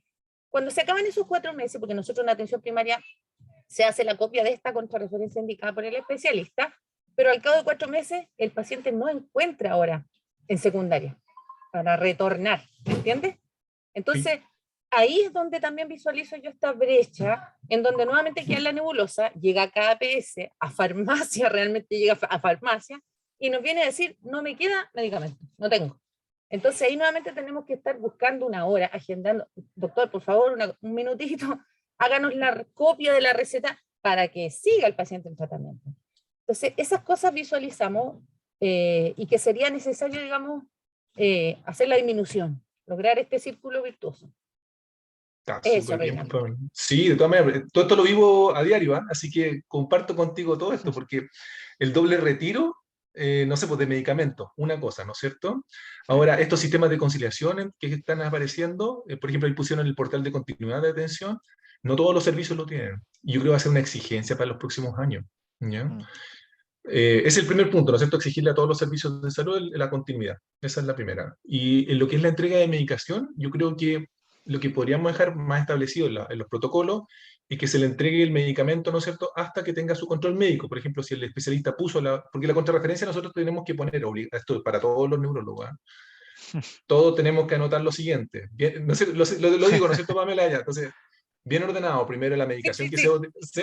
la medicación, la dosis que corresponde a ese comprimido, el número de comprimidos que se utilizan en la mañana y en la tarde, ¿no es cierto? Por ejemplo, ácido valproico de liberación prolongada, 500 miligramos, 2 puntos, un comprimido en la mañana y uno en la tarde. ¿cierto? Ya. Y después de eso viene el segundo punto, que es control en 3, 4, 6 meses, etc. ¿De acuerdo? Y así todos conocemos lo mismo. ¿Ya? Y esa interconsulta o esa contrarreferencia que se recibe deja mucho más tranquilo al químico farmacéutico para la entrega de los medicamentos, para el médico que está en atención primaria, y uno mismo después se acuerda que tiene que controlar a ese enfermo, ¿ya? Ese paciente. Yo creo que eso va a ir mejorando, obviamente. Mejoró muchísimo cuando se empezaron a hacer los portales de continuidad, pero va a ser una exigencia para todos los servicios de salud a futuro. Y así evitamos la doble entrega de medicaciones y también la ausencia de entrega pues, en algunos pacientitos. Si hay problemas, y eso es lo otro, como estas videoconferencias son para eso. Si alguien tiene problemas en especial, por ejemplo, tú tienes problemas con la entrega o la continuidad con el Hospital San Juan de Dios, perfecto. En esta misma videoconferencia yo veo algunos que son del San Juan acá, así que ojalá se puedan poner en contacto y todo lo demás, ¿ya? Pero sí es verdad, si a mí también me pasa y a mí también me llega el tirón de oreja. Escribí mal una contrarreferencia, puse mal la medicación en orden, ¿ya? O no puse menos tiempo.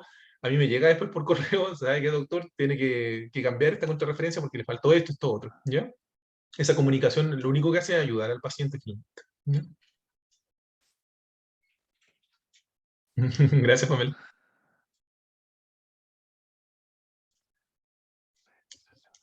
Bueno, aquí una sugerencia del doctor Riquelme es que desde APS se asegure la entrega de fármaco por al menos un mes a la fecha estimada del control. En el fondo ahí son distintos momentos críticos que podrían disminuir la adherencia del paciente. Sí, lo más importante, y esto es para todos, que no se quede sin su medicación, ¿ya? Casos muy tristes nos han tocado por lo mismo. Luis Ochoa, se ha planteado implementar una célula de neurología en el hospital digital, ya que muchas veces las epilepsias refractarias presentan alto número de crisis, se encuentran con terapia de múltiples fármacos a dosis altas y uno, el médico general, se queda corto en herramientas para manejo y la derivación para especialista demora. ¿Alguna comunicación? Yo creo que estamos, así, para ser sincero con Luis, estamos al debe con Hospital Digital. Se ha implementado con algunos servicios. Hemos participado algunos, por ejemplo, apoyando a Mito Cocoyay, que alguna vez Aysén, etcétera, con atención que es un neurólogo general, por ejemplo, y después atención primaria con algún médico general, y uno hace una atención a distancia. Entonces tiene al paciente ahí enfrente, lo entrevista el médico, después otorga una buena historia, ¿no? Todo lo demás, y después uno va haciendo las consultas necesarias para eso. Eso estamos al debe. Yo creo que deberíamos crear dentro de las atenciones un apoyo de ese tipo, una telemedicina. Un telecomité de telemedicina, teleconsulta.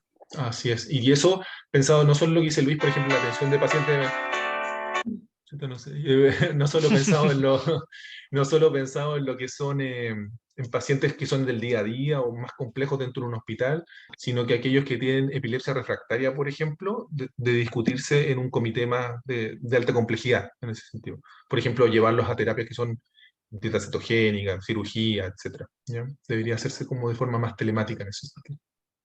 Aprovechando las plataformas que se han creado en los últimos 2 años. Bien. Carlos Muñoz tiene la mano levantada. Carlos. Hola, ¿qué tal? Soy Carlos Muñoz, soy químico farmacéutico del CEFAM Orlando Letelier. ¿Se escucha bien? Sí, perfecto, Carlos.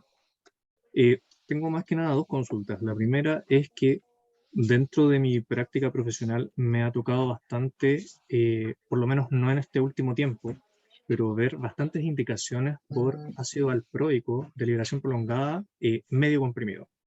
Desde el punto de vista de la farmacología del medicamento es una aberración, porque básicamente se van a perder todas las propiedades que tiene un fármaco de liberación prolongada, pero existe muchas veces esta pugna entre médicos y farmacéuticos que básicamente yo como farmacéutico estoy cuestionando la indicación del médico. Si nos vamos al punto de vista netamente farmacocinético, el error que se está cometiendo es dar una medicación, uno, que es más costosa que un ácido valproico de liberación convencional, y 2, darlo de una forma incorrecta en el sentido de que se va a bypassear todo lo que se busca desde el punto de vista farmacocinético de mantener una concentración plasmática, digamos, en niveles razonables para esta profilaxis esta prevención de crisis tónico-clónica. Ese era mi primer comentario. Y el Súper. segundo comentario es, la verdad es que yo sé que se ha presentado todo lo necesario como para poder adentrarse en el mundo de la epilepsia en sí, pero me gustaría saber y refrescar mis conocimientos sobre manejo de crisis en el caso de un estatus epiléptico. ¿Por qué razón? Porque el uso de benzodiazepinas, por lo menos en los carros de paro acá en APS, está básicamente asociado a pacientes que están con alguna crisis de pánico o en el caso de epilepsia. El punto es que existe entre médicos y farmacéuticos la pugna del uso de diazepam por vía intramuscular. Yo sé de lo que he investigado que el diazepam por vía intramuscular tiene efecto deleterio. Absorción errática, reacciones paradojales, mucho dolor al paciente. Entonces no sé cuál es el conocimiento o desde su expertise clínica qué es lo que están recomendando para ese manejo, porque lo que por lo menos indica la evidencia es el uso exclusivamente endovenoso en una infusión lenta, no más de 5 miligramos por minuto. Eso. Súper, gracias, Carlos. Mira, con respecto a la primera pregunta de los fármacos de liberación prolongada, claro, ácido valproico pierde sus capacidades de liberación prolongada al ser partida el comprimido, ¿ya? Así que eso es totalmente real, ¿ya? Así que no es recomendable. Esa es la primera. Si quiere usarlo como ácido valproico normal de liberación un poquito más lenta, está bien, pero como liberación prolongada propiamente tal, no. Ahora, no ocurre así con la carbamazepina de liberación prolongada, que está diseñada en la cápsula o el comprimido está diseñado para así poder ser partido. Así que, por ejemplo, los de liberación prolongada, carbamazepina, bienvenido. Usted puede hacer y vienen incluso con la ranura hecha, entonces usted puede utilizarla, tanto el de 200 como el de 400. Así que ahí no tendríamos ningún problema. Y con respecto al uso de benzodiazepina, miren, yo creo que ahí el problema es la escasez de varios tipos el problema, voy a apagar un micrófono, ahí sí.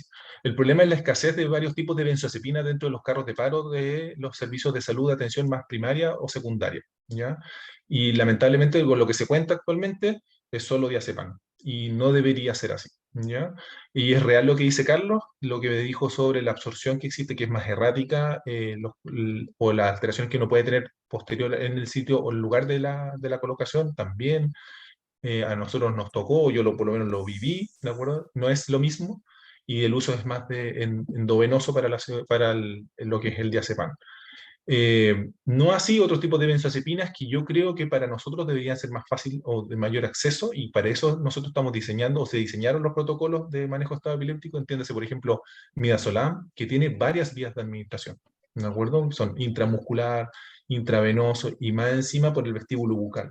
O sea, debería ser un fármaco de elección, ¿ya? Dentro de lo que es para el manejo del estado epiléptico. Y deberíamos contar nosotros con esa herramienta también, ¿ya? Nosotros por lo menos en nuestros carros de paros contamos con midazolam, pero no sé, conversamos con uno de los médicos que al tener una vida media muy corta, no sé cuánto sería lo que se controlase este estatus epiléptico hasta que el paciente llegue a algún centro de derivación secundaria o algún centro de alta resolutividad. Sí, Entonces, eso ya fue resuelto. como... Sí, ya fue resuelto un estudio grande y son muy comparables. Tanto Ya, que te genial. va mejor incluso. Así que se puede usar esa evidencia y lo pusimos en el último protocolo de estado epiléptico. Así que lo pueden utilizar con plena tranquilidad. Están las dosis por kilo, y en la presentación de la doctora Marina, que les dejé ahí, también está bien tabulado los tiempos que se tienen que utilizar, en cuándo se tienen que utilizar, y mucho enfocado en el niño también, como son manejo por kilo dosis, y que es distinto en el adulto, que es muy estándar. Así que para que lo revisen y lo pueden utilizar, sin ningún problema. Vale, muchas gracias. Encantado, Carlos. ¿Nicole? Hola, buenos días. Hola, Soy Nicole Nicole. Villa, médico del Departamento de Salud Ligantén, región del Maule. Nosotros atendemos, somos en realidad puras postas. Nuestro centro de derivación es el Hospital de Curicó. Y el Hospital de Curicó, en realidad, como muchos hospitales del país, está bastante colapsado. Ya durante la pandemia no avanzó nada en realidad la lista de espera de neurología, por ejemplo. Entonces, muchos pacientes que estaban siendo evaluados por epilepsia no fueron vistos durante toda la pandemia. Obviamente llegaban a controles integrales, ¿cierto? O de su propia epilepsia, pero en APS. obviamente tenemos pacientes que hace 20 años no tienen crisis, entonces se mantienen muy bien y no hay ningún problema, pero sí tenemos otros que han tenido crisis durante la pandemia y lamentablemente no se... Hemos intentado con los médicos contralores, ¿cierto?, apurar las horas y todo, pero lamentablemente en muchos casos no se ha podido generar, ¿cierto?, estas horas, que ha pasado en todos lados, por lo que estoy escuchando. Entonces, ahí hay una pregunta como en lo práctico en el fondo, porque yo de todas maneras, cuando el paciente no tiene hace más de un año sus niveles plasmáticos, ¿cierto?, del medicamento que está usando, les solicito, por último, para que me lo traigan a mí en atención primaria, ¿ya? Yo entiendo que obviamente, bueno, acá por lo menos hay pocos lugares donde se toma, entonces también es un tema para los pacientes ir a hacerse este examen, ¿cierto? Pero mi pregunta va dirigida más que nada a lo práctico, en el fondo. Si no voy a tener, yo tengo que pensar que a lo mejor el paciente va a pasar otro año sin ser atendido, por ejemplo. Entonces, ¿qué pasa si, por ejemplo, me llega alterado el examen? Ya, aún así con el examen alterado no logro apurar la hora. Le cambio yo el tratamiento, porque ahí está como el gran tema, de que en el fondo es como muy manejo de neurólogo, sobre todo si el paciente está como muy descompensado y tiene crisis, no sé, semanal o qué sé yo. Entonces, le cambio el tratamiento, después en cuánto tiempo le pido en el fondo de nuevo el examen. Es como, esa es como la pregunta en realidad. No sé si se entiende bien. Perfectamente. No, perfectamente, Nicole. Mira, y esta pregunta que te haces tú, se la han hecho varios chiquillos en atención primaria, ¿ya? No eres la única. Así que para que te sientas tranquilo, que es una duda que existe rápidamente, ¿ya? ¿Qué hacemos ahí? Mira, cuando uno ya tiene un paciente en control, lo conoce, ¿no es cierto? Sabe los medicamentos, sabe un poco la historia de su epilepsia, etcétera. Tú eres médico, así que puedes tomar las posibilidades de cambiar su terapéutica, ¿de acuerdo? Eso tú lo puedes hacer. Ahora, uno se siente cómodo haciendo algunas cosas y otras no. A mí me tocó en atención primaria, yo no me sentía muy cómodo manejando enfermedades reumatológicas, por ejemplo, y subiendo y cosas. Yo nunca me atreví a cambiar las medicaciones. Pero en epilepsia, si tú haces los cursos, revisas por ejemplo, las videoconferencias que están ligadas al tratamiento y sientes que puedes ayudar al enfermo, bienvenida, ¿de acuerdo? ¿Por qué? Porque ese paciente obviamente va a tener un tiempo de espera muy larga y va a tener mucho tiempo que va a estar expuesto a crisis y eso es riesgo de mortalidad. Entonces, si tú te instruyes bien y tienes los conocimientos, revisaste esos niveles plasmáticos, está bajo en dosis y quieres optimizarlo, lo puedes hacer, ¿de acuerdo? Y puedes entregar los medicamentos que están en la atención primaria, ¿ya? Eso yo te lo digo así como neurólogo adulto, en el adulto sin ningún problema, ¿ya? Así que si usted lo tiene que hacer, y eso lo hemos hecho incluso a distancia con otros chiquillos, a mí me toca hacer clases en la universidad para lo que es epilepsia, y siempre les dejo bien claro, ustedes tienen que aprender esto porque les va a tocar, y no siempre van a tener la posibilidad de contar con un especialista para poder hacer los cambios o optimización de fármacos. Por eso tienen que conocer qué epilepsias responden bien a ciertos fármacos y cuáles no, ¿ya?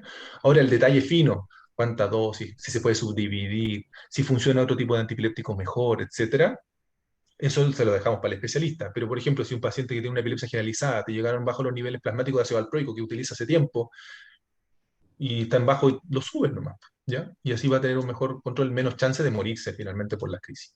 Ahora, en el niño o en la edad pediátrica es más complejo, ¿de acuerdo? Tanto lo que es diagnóstico, yo creo que eso más, por ejemplo, cuando uno tiene una primera crisis en un adulto, la mayoría de los médicos en Chile sabe bien qué hacer y cómo continuar el estudio, o si repite esa crisis y es capaz de diagnosticar epilepsia, es capaz de incluso instaurar tratamientos, ¿ya?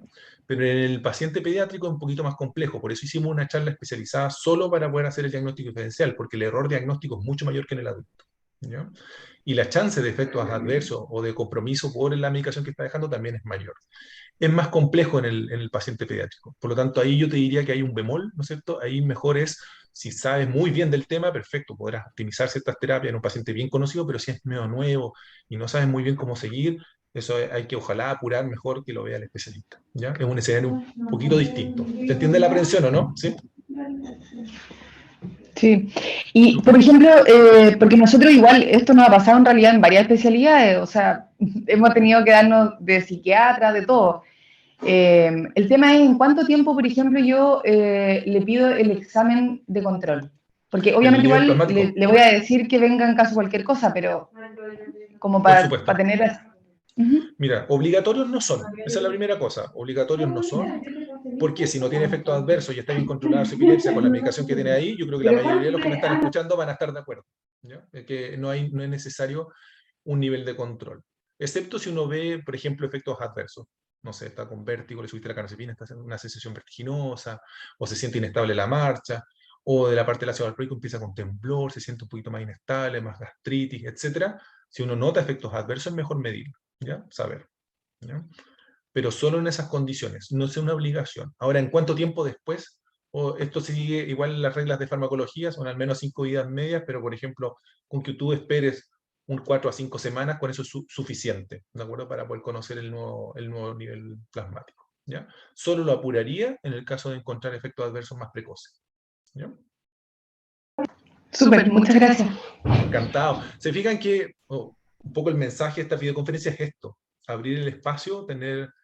La idea no es siempre en toda la videoconferencia hablar de la última molécula que existe para la epilepsia o el último examen que existe, sino que esto, dudas cotidianas, tratar de sacar o resolver problemas desde la atención primaria, como lo que está haciendo Nicola ahora, o lo que hizo Carlos, etc. ¿Ya?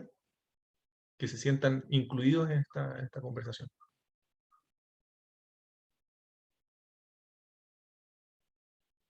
No sé, Karina, ahí... Reinaldo, Sí, la doctora Rosa hizo otra consulta con respecto al recurso médico en APS, que sabemos que es un ya. problema que nos faltan médicos para poder completar todo. Con respecto a la implementación del programa en el país, nosotros lo que estamos buscando es, a través de la estrategia de cuidados integrales, se están capacitando a médicos, químicos, enfermeras, para poder dar la atención desde esta mirada más integral, ¿ya?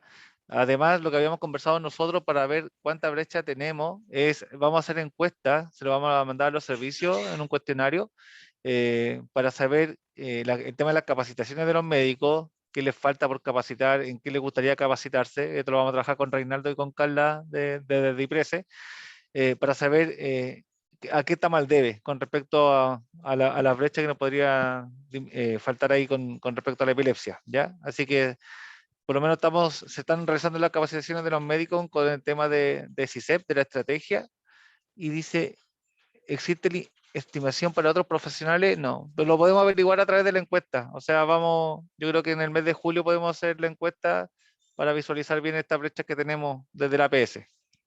Sí, súper. Y ahí incluir, no sé, yo me acuerdo de los primeros cursos que se hicieron por APS, un tercio eran profesionales desde kinesiólogos, fonoaudiólogos del consultorio, el equipo de auxiliares, por ejemplo. Incluso había personal Psicólogo. administrativo, sí, los psicólogos, etc. Tal cual. Así que la idea es que se incluyan, por ejemplo, en los que son de diagnóstico, súper buenos, manejo de crisis también. ¿Sí? Sí. O sea, la parte más farmacológica, medicamentos, probablemente tal, estaba por los farmacéuticos y para la parte médica, yo creo.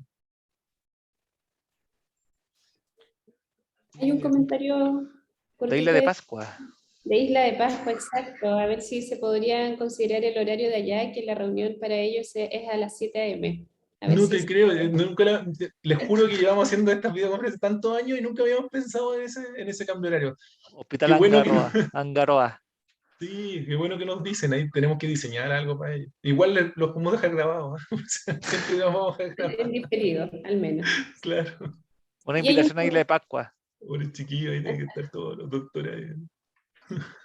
hay un comentario que creo, no sé si Rosa Rayman de Fundación Epilepsia Refractaria, quizás ¿Ya? puede aprovechar de presentarse y pregunta respecto a la posibilidad de indicar el medicamento original a los pacientes versus las otras alternativas, me imagino. En el fondo, ¿qué diferencias habrían en la práctica de biodisponibilidad? Aprovechando que hay varios químicos farmacéuticos, podríamos hacer esos comentarios. Sí, de todas maneras. No sé si estará... Sí, buenos días. ¿Me escuchan? Ahí Sí, sí. sí, ¿Sí? te escucho. Ya, buenos días. Bueno, mi nombre es Rosa Rayman. El doctor Uribe me conoce, ve a mi hijo. Pero represento en sí a 60 familias de la fundación y a muchos en cuanto a lo que es red. Y bueno, yo vivo el día a día con mi hijo, con epilepsia refractaria, pero a la vez también escucho todos los problemas de los papás.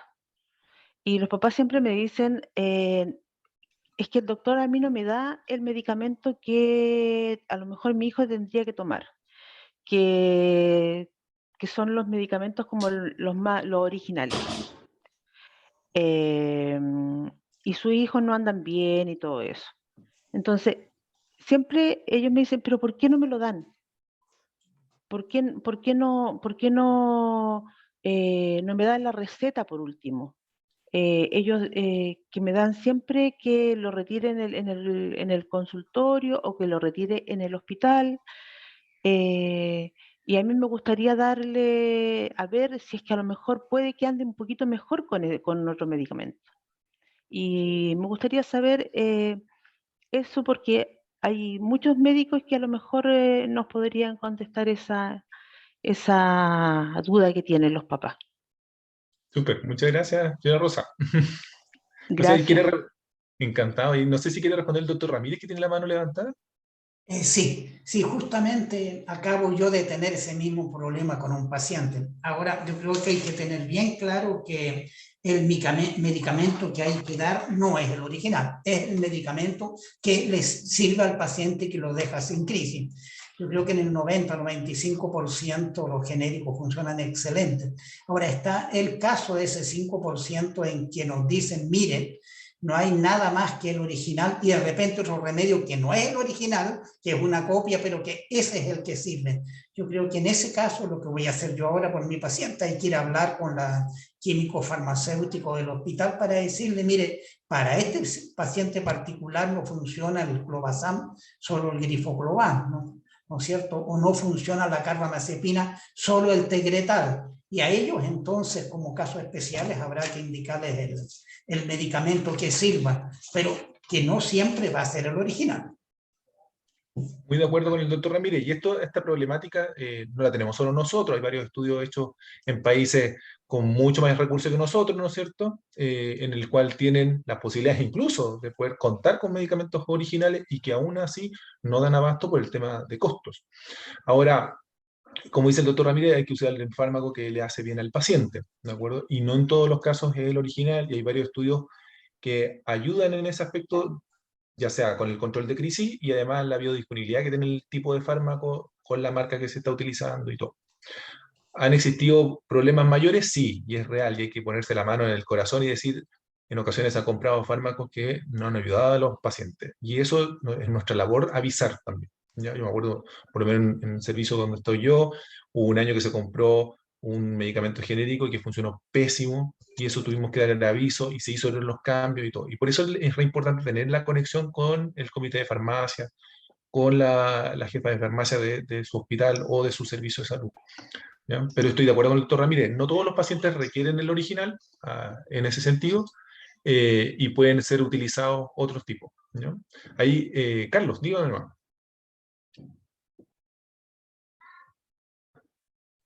Ahora sí se escucha. Sí, ahora perfecto. También es súper importante cuando existan, desde el punto de vista de la falla terapéutica, es decir, cuando el medicamento anticonvulsivante no está siendo eficaz a la hora del control de las crisis o la prevención de las crisis, es bueno también que se sepa que se puede notificar al Instituto de Salud Pública. Digamos que esto es una labor de farmacovigilancia. En el fondo, uno no solamente ve las reacciones adversas asociadas a los medicamentos, sino también temas de fallas de calidad y de falta de eficacia. Y ahí es súper importante el apoyo de los médicos tratantes, porque al final, bajo el criterio clínico de ese médico diciendo, la verdad que este medicamento no me ha ayudado al control de las crisis, estoy en niveles plasmáticos que, por ejemplo, no sé, en el caso de fenitoína 10 a 20, en el caso de carbamazepina, perdón, de ácido valproico 50-100, que estoy en niveles plasmáticos, digamos, adecuados, y aún así el medicamento no está siendo eficaz, eso se puede reportar al ISP, y el ISP puede tomar las acciones pertinentes para ver, por ejemplo, si los ensayos clínicos que ha presentado o, digamos, la homologación de los mismos es correcta, si realmente el medicamento, incluso si llega a comprobarse que el medicamento no es eficaz, perfectamente se puede cancelar el registro. Hay que entender también que desde el punto de vista farmacia, los medicamentos son intermediados por Senabas o llegan inmediatamente desde los servicios de salud, y los servicios de salud obviamente están comprando a graneles gigantes. Entonces, si llega a pesquisarse que de estos graneles y de estos genéricos no están siendo eficaces, es súper bueno que los profesionales de salud sean los que estén reportando constantemente estas faltas de eficacia, porque ese es el insumo para, digamos, retirar medicamentos de mala calidad. Excelente. Yo creo que esa comunicación, como lo menciona ahí también en el chat Pamela, es re importante tener la comunicación con ustedes, ¿ya? Y estos son los canales, ¿ah? Yo creo que este es uno de los pocos momentos en que nos reunimos todos y conversamos sobre esta patología en particular. Con respecto a la frecuencia de los controles, ahí está, Fabiola. Fabiola, si quieres, tú nos puedes contar, pues si tú estás desarrollando gran parte del protocolo, así que sería re bueno. Hemos conversado varias veces la frecuencia de controles que deberíamos tener. Y van a quedar todos estipulados, en especial en este manuscrito de atención integral de los 3 niveles que está desarrollando Fabiola. Yo sé que va a ser un poquito más ambicioso de lo que uno realmente puede, pero ahí, Fabiola, si tú nos puedes contar un poco más. Hola a todos, no sé por qué no me aparece el video, pero está estipulado en el protocolo de APS la la periodicidad de los controles, ¿ya? Nosotros, por lo menos acá donde yo trabajo, que es en Pudahuel, tenemos los controles con enfermera, matrona, nutricionista, ¿cierto? Asistente social, y lo estamos viendo más o menos cada 2 meses a los pacientes, y los médicos los ven cada 3, 4 meses, ¿ya? Eso es como lo que se pretende llegar a hacer en el protocolo. ¿Por qué pasa esto? Porque en realidad, como muchos decían, los pacientes quedan muy a la deriva muchas veces con los controles de especialidad por la falta de horas que hay en neurología, tanto adulto como infantil. Y si bien es cierto, hay algunos pacientes que pueden estar años sin crisis, pueden haber muchas causas que generan que estos pacientes en determinado momento gatillen crisis, y nosotros como programa de epilepsia a lo mejor nunca nos vamos a enterar. Entonces, por eso es importante que se estén revisando a estos usuarios, se estén atendiendo un poco más seguido que lo que se ve en atención secundaria, ¿ya? Y por eso creemos que es importante que cada 4 meses, cada 6 meses, un paciente que está estable estaría bien. Ellos saben perfectamente, por lo menos donde nosotros atendemos, que nos conocen a nosotros como equipo, saben quiénes son los médicos, las enfermeras, ¿cierto?, que atienden el programa, y en caso de cualquier cosa, ellos van y preguntan por nosotros, ¿ya? Y eso también es súper importante, de que uno como equipo de APS les dé la seguridad de que pueden recurrir a nosotros y consultarnos, ¿cierto?, en caso de que llegasen a presentar una crisis o de que tengan alguna dificultad con algún fármaco, etcétera. O sea, que sepan que nosotros tenemos la disposición para poder ayudarlos. ¿Ya? Pero como les digo, está estipulado tanto con nutricionista, asistente social, psicólogo, y enfermera y matrona. Más o menos. Así que ese protocolo que está desarrollando Fabiola con el apoyo de todo el grupo asesor, ya yo creo que este segundo semestre va a estar en difusión, ¿no? Sí, gracias, Fabiola, 1.000.000 de gracias. Ya, pues nada, pues. Bien, todo ese trabajo que está haciendo Fabiola junto con Constanza, y también el tema de los trípticos, son cosas que muchas veces a uno no se le ocurren, ¿no? Así que la capacidad de invención, de innovar que tiene en general las chiquillas de enfermería, que es único. Nosotros no tenemos esas capacidades. Me decía que lo hacen muy bonito, quedan estéticamente preciosos, así que se agradece muchísimo. Bien. Parece que ya están todas las preguntas, comentarios del chat cubiertos.